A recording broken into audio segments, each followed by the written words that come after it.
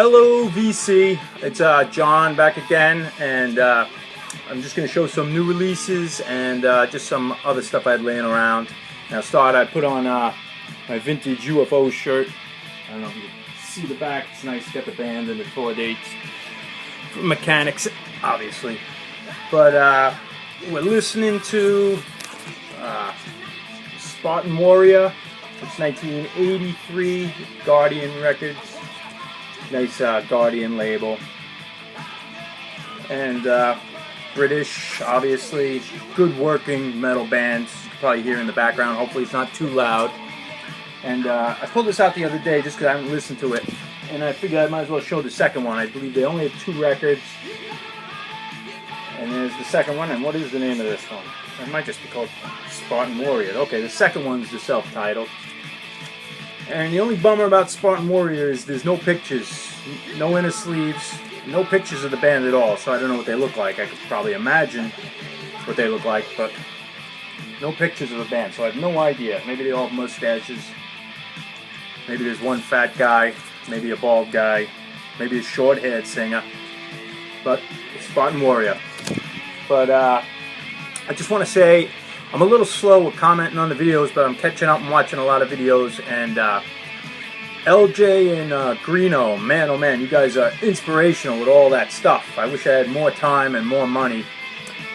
But if Greeno's watching this, at the end I'm going to show him some punk rock stuff. Maybe he's interested in it. But oh, I'll start off. Greeno showed the International Encyclopedia. I have this. I have actually like a library version I had. This is the hardback. But yeah, it's a good book. And check out Greeno Explains It More. And speaking of books, here's another one. I don't know if anyone showed this, but the worldwide mega book of heavy metal bands, Headbangers. And this is what was it? Mark Hale? I forget it. Hale's the name. But this is a pretty intense book. It came out in '92, which is pre-internet, or pretty much pre-internet. Yeah, Mark Hale. And it lists all the bands alphabetically, and then it's got all the band members in the back. So if you know a band member, you look it up and then look what bands they've been in. A lot of guys have been in multiple bands. And it's pretty good going up to '92, so it's got all the thrash metal in there. It's got a lot of like demo tape only bands, and you know, now that we know a lot more obscure bands, some things are missing, but it gets pretty in depth. Like I just opened up the page, it's got Tyrant from West Germany, Tyrant from Gloucester, UK, Tyrant from LA, Tyrant from Canada, Tyrant's Reign, Tyrus, Tyson Dog, Titan, Titan from Houston, and Czar. Like it's got a lot of bands. It's got thousands. And then you could also look them up by state and by country. So you could go in the back. There's a lot of cross-references get you dizzy. Like you want to look up all the Italian bands because everything's numbered. But it's a pretty good reference guide. You know, now you have the internet. You don't need a lot of this. But it's good to find out, like, the band members. They probably actually looked at every demo tape and wrote down the band members of every single. You know, he had a lot of help, but it's a nice, big, fat book. I have no idea if it's available. It was a little hard to find even when I got it. But this is a pretty good reference book. Not indispensable, but it's nice if you want to browse things also. Okay. Oh, yeah, I went to pull out my UFO shirt. And I said, let me look at it. I had some other vintage shirts. This one won't fit me anymore, but this is a really cool shirt. And this is Motorhead from July 4th, I'd say like 83, and it's got the whole lineup here. It's got Budgie, Twisted Sister, Tank, and it looks like Orion, Raven. Who else is on here? Bands I don't know. The Moon and Rampant Antics, which I'm not familiar with those guys. This is the Wrexham Football Club. I got these when they were like, you could buy vintage shirts for cheap. Although I have a hell of a lot that were actually my own. Well, what's left, a lot of them are cut up and stuff. But I do have some that were not mine. But I like getting like all the new album shirts. I used to get the jackets and stuff. And maybe I'll show some of that stuff at another time when you could get it for pretty cheap. But let's go with my recent finds. It's kind of piled up from the last month. And this I just picked up at like a Goodwill. Nothing special. This is probably the worst one out of the batch. Toronto. It's like a hard rock, chick singer, Canadian band. They sound very Canadian. No inner A&M records. But some people might be interested in this. And sometimes I'm a lot more tolerant of my tastes now. So it's not bad. You know, a little hooky 80s hard rock. Canadian hard rock. Okay, so I went to a show like in early September, and it bands at nights and stuff, and in the day they have like a boot sale with like cars and vintage clothing and stuff, and sometimes I go through the records, and it was more like a rockabilly shindig, so I didn't expect to see any metal. I didn't expect to see any metal records or anything. Sometimes you find like, oh, maybe there'll be some old Rat laying around and stuff, but sometimes you get things cheap. But this one cat, not a dealer guy, but a guy who had a bunch of records. He had about like 4 crates of records. And like one's like 50s, but it's a lot of like junk, like 70s Bill Haley. And there was some interesting stuff. But the first crate I saw had, the first record was Injustice for All by the other band called Metallica. And I went through it, and there was a couple Metallica, and then you got Iron Maiden. I said, oh, you know what? This whole crate is going to be metal records. So I flipped through, and one of the records I've been looking for years, I've never seen. You see it on eBay every now and then. I had it like it was released on CD in the 90s. But anyway, to flip through, and I found this unplayed, Vortex, Open the Gate. And this has really been on my list forever, ever. It's a Dutch band. They're also on the Dutch box set, Dutch metal. But Vortex, this record is unbelievably good, and the guys are, let's see, the guys are really cool.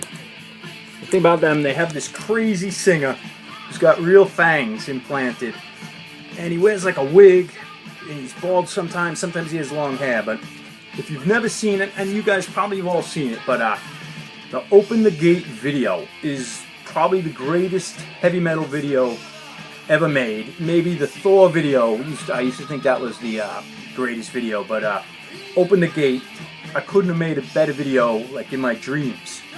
It takes place in like a medieval Dutch town with medieval people, but they're being invaded by like a motorcycle gang, and the band's there performing, and it is just genius. The singer comes out with long hair, and then later in the video he has no hair, and he's got fangs, and he's singing through a bone, and it is just the greatest video. You got to see it. They have like flash pots, like flares pop up during the guitar solo, but they burn out like 2 seconds early, and the guy's still doing the guitar solo, and they burn out. And I'm sure you guys have seen it, but Open the Gate, and it is just brilliant. I remember Popoff's review, and I gotta agree, not so much with the review, but like when you say Open the Gate, like a gate's like something you have in front of your house, like open the gates.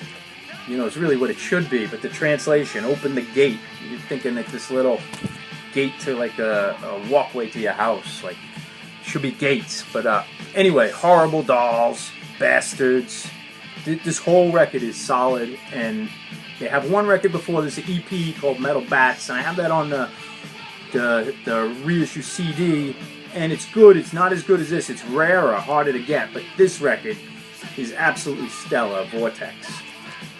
But check out that video. Well, anyway, that guy had that, so I couldn't believe it. I was flipping through, and the guy had like, I mean, he probably had like 30, maybe like 20 really good records, and he had about 10 records I've never even seen. I mean, I've seen them on the internet and read about them, but I've never seen them in person, and there was a couple records I've just never seen. And unfortunately, the guy like had looked up Discogs and said, oh, right there, oh, that's a $40 record. And he had no idea what he had. He just knew he had a bunch of rare records. He didn't know the bands, where they were from, ever heard of them. He barely knew his Metallica stuff. But, so I couldn't really buy much. But he had like 2 Atlane records, which I'd never seen. And they're on Mausoleum, so they're not that hard to find if I wanted to find them. But to see them live, I just couldn't believe it. But I ended up scoring Razor record, a one I don't have, and this is original, so I was psyched, and it was never played. You pull it out, it was never played. And this one's got the lyrics, and they're just absolutely pristine.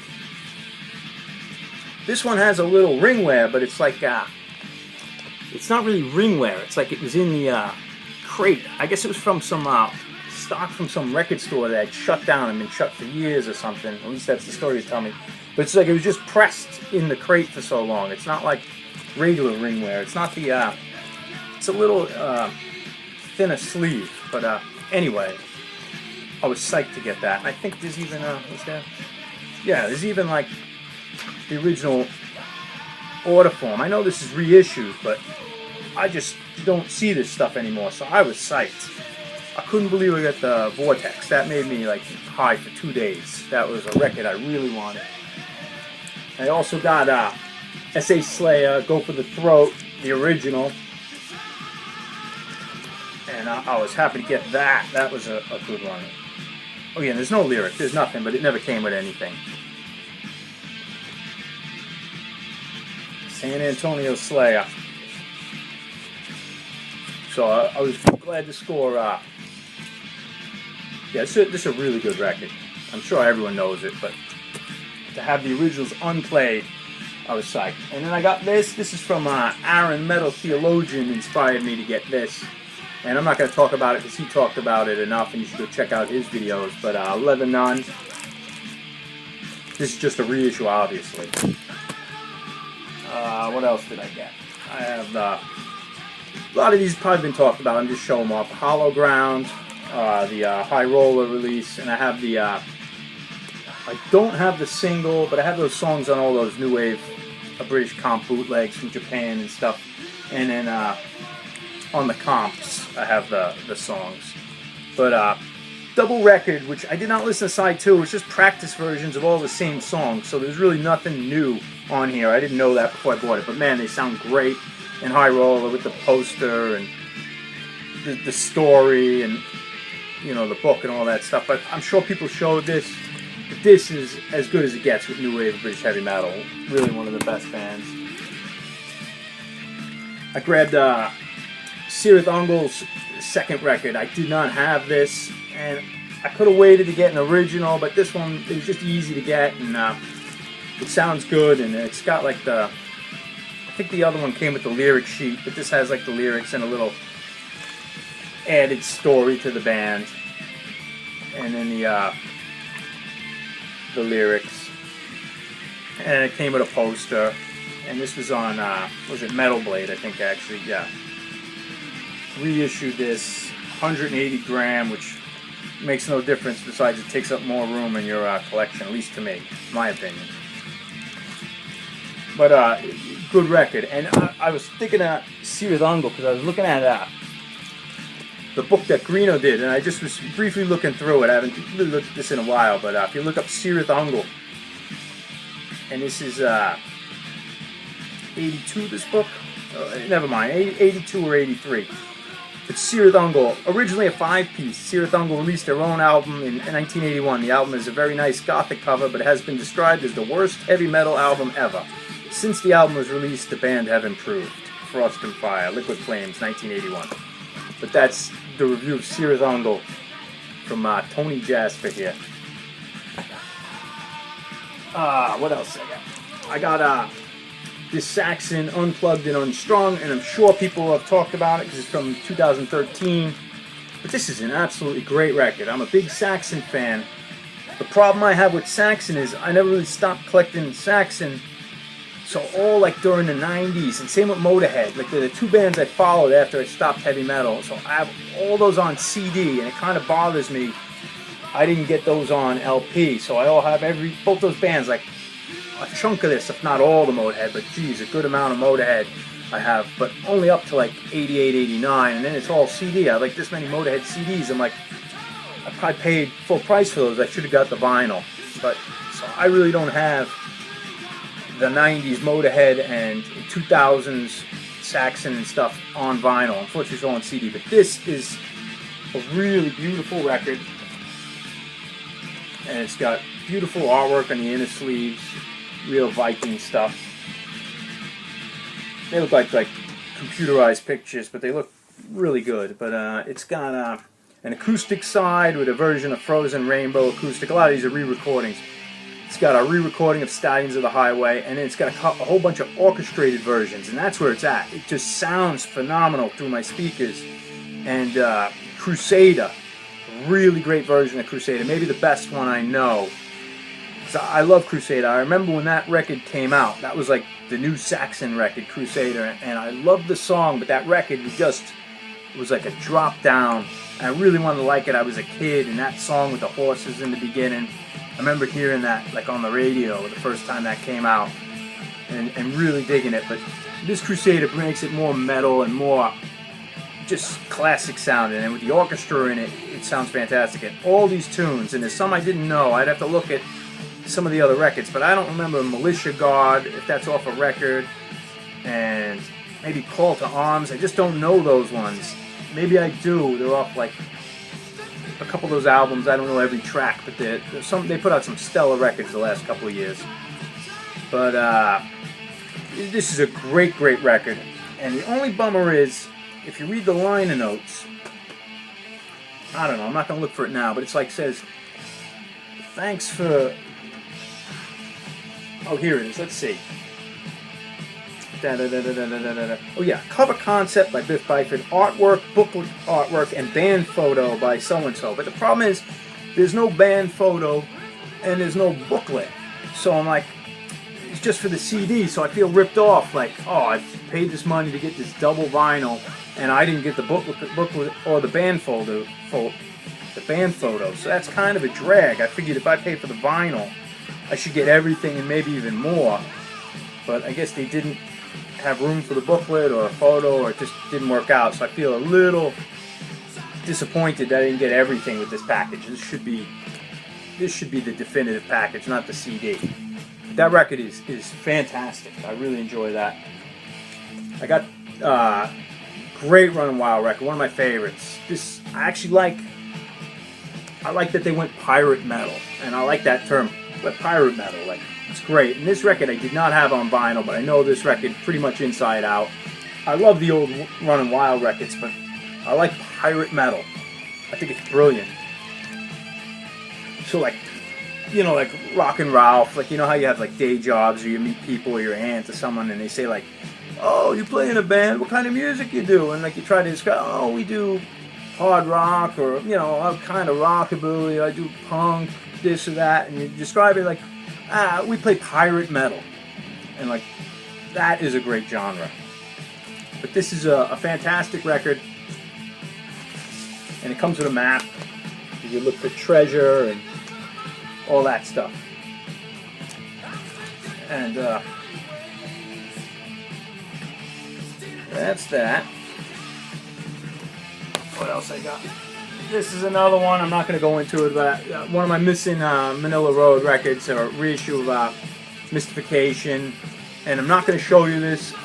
Go check out Aaron, the Metal Theologian. He goes through the whole Manila Road in depth, and I couldn't do it justice. But fantastic band, one of the greatest American metal bands, really. That, and I think that's it for my metal for now. And I just wanted to show Greeno. I'll keep this kind of safe.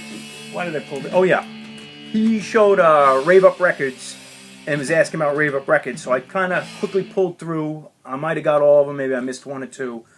But I'll show some punk, so the metal guys can turn it off. I don't want to turn this into a punk channel. But this is an original record by a band called the Diodes. Why I pulled this out is because I went to Italy and I saw a Rave-up Records, like little, I can't say it's a festival because it was a one-night only thing, and the Diodes had a reunion. They're a Canadian band from 1977, one of the first, I think, North American bands signed to a major label, punk bands. And this is on CBS. This is a Canadian version, and it's got the lyrics, and you know, they're punk rock, a little new wavy, and interesting band. And they were the band that, I was from New York, but we had in '76, the Northeast had the great blizzard of '76. I was a little kid then, and I remember everyone knew.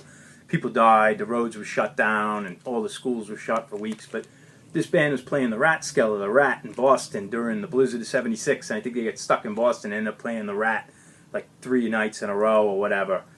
But that's interesting because I remember being like kindergarten or whatever, the blizzard of '77. Meanwhile, the '76. Meanwhile, there's punk bands playing like the clubs I used to hang out at, and years later, and then I get to see them in Italy. All original members, a lot older, but that was cool. That was Rave-up Records. That was not Rave-up Records. That was a Rave-up Record Festival. But I'm just going through my Rave-up Records, and this is Rave-up #1, the Reactors, not the Los Reactors that Greeno showed. But I have that on a different reissue before Rave-up did it, and it's on a CD. Los Reactors is really good, that record. And it has on the CD, it's got like a video you could play on your computer, and it has old news footage from like 1980 when like punk rock was rocking the Midwest, and it was kind of funny. Like the news is talking about it, and they show Los Reactors playing. But I'm going to try to make this quick without blabbing on. And then the Tokyos, Rave-up, Suicide Commandos, the Skunks. Great Earthquake Shakes, a killer track. The Tasers, I think this was like Orange County, California, but this is pretty good. They got the songs called DeLorean, Plastic Girls, just very 80s punk rock. And I don't know, they show the back. The Vectors, Death to Disco. This is Death to Disco is fantastic. The Violators. Here's a good one. Chainsaw. Those dudes are serious. The Commandos. Not the Suicide Commandos. These are the Commandos. I don't know where they're from. Worcester, Massachusetts. That was a big like garage rock town in the 80s. The Contenders, who were also the Backstabbers. I think they were Louisiana band. The Corpse Grinders, and this is what's his name? Rick Rivets from original New York Dolls member, and he's got some cool songs. Some of them are a little Ramonesy, but he's got a couple of like I won't even get into it, but this is a good record. He's an interesting character. Rick Rivets. That was the Corpse Grinders. That was like post New York Doll. Obviously, it was like during like when the Heartbreakers were happening. What's it? Epicycle. Oh, the Injections.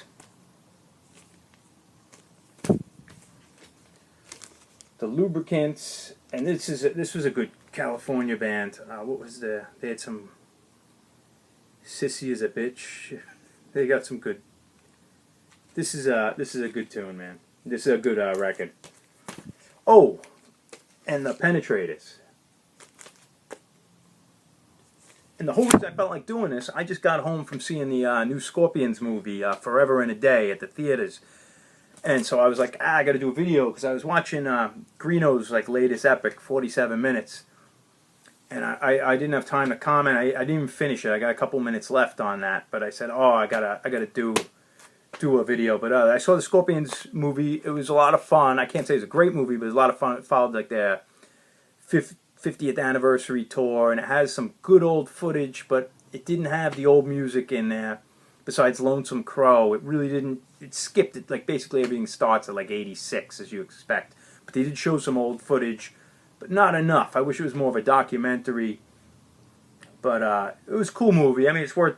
I wouldn't necessarily go out and buy it, but like if it came on the television or if you could Netflix it when it comes out, it's good. But those are likable guys. But I mean, I really stopped after Blackout.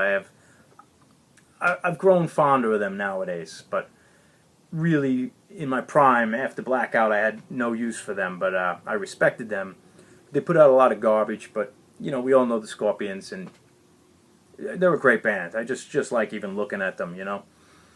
And I think that's about it.